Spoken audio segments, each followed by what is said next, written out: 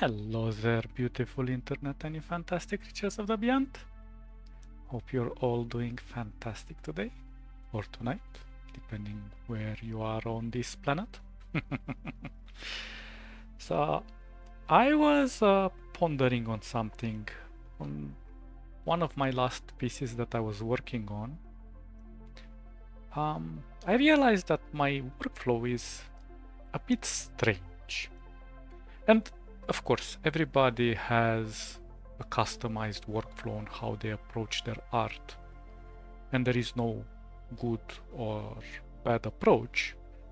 It's only a matter of how proficient you are in your approach or how much it helps you.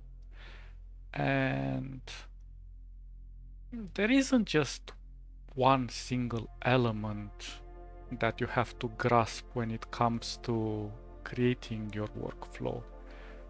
For example, just as we are watching this video in the background, it's not about only the subject, but also what color combinations you apply, how you apply that colors on your canvas, how you follow the strokes, and there's just so many minute things. And on my last subject, I was, I don't know, 60% advanced through the process, and I just stopped. And for about 60 minutes,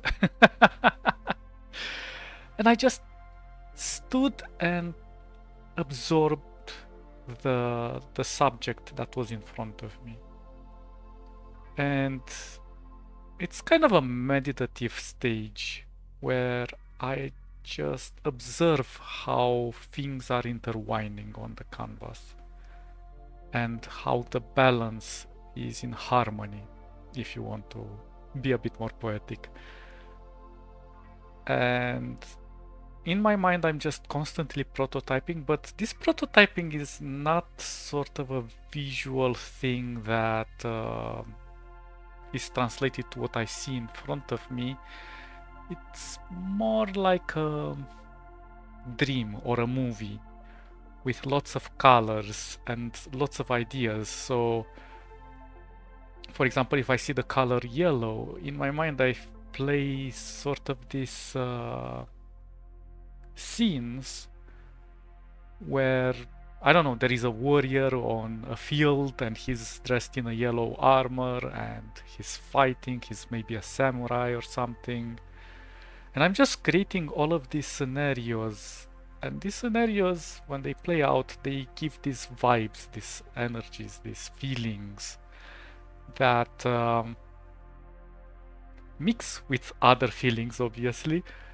But I associate these feelings with colors. And in my opinion, in a workflow, colors are the most important aspect, for me at least.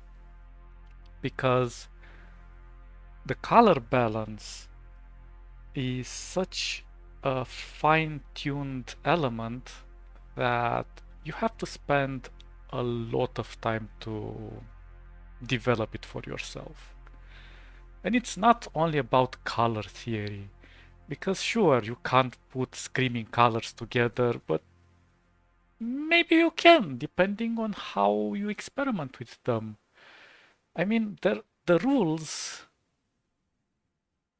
are not really rules. They're there to generalize the scope of your project. But when you experiment things, you discover new ways to create art. And sometimes it works, sometimes it doesn't. But through many failures, you eventually discover success.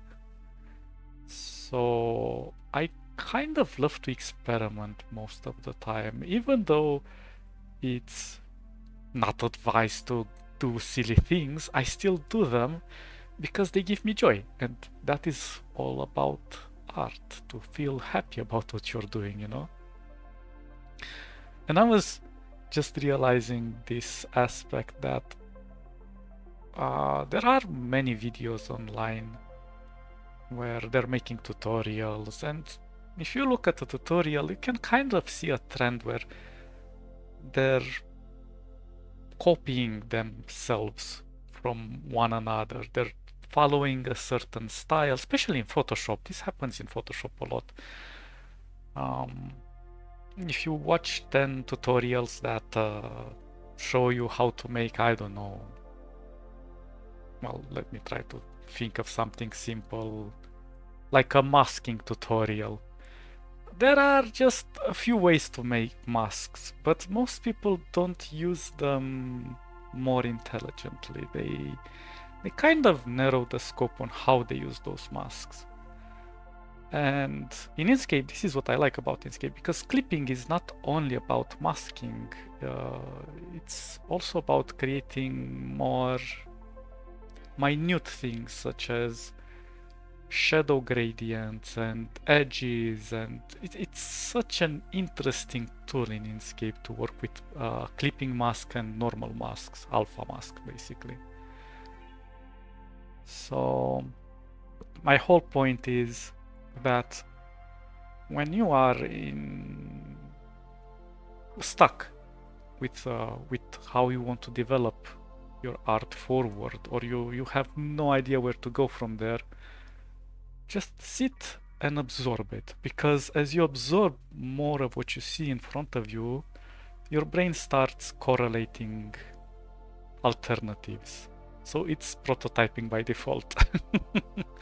But this patience needs to be attained, because most artists just like to be active and just jump into it and do their drawing and feel like it's completed.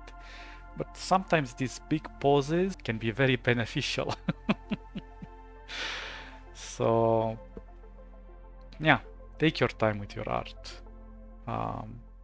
and dwell as much as possible in colors, especially colors. Colors open your mind to so many possibilities, so many shapes, so many feelings, and of course those feelings get inherited by your artwork and transmitted to your viewers, you know.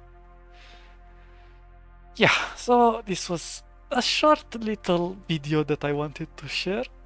Hope you guys take something useful from it, and stay awesome, and I'll catch you in the next episode.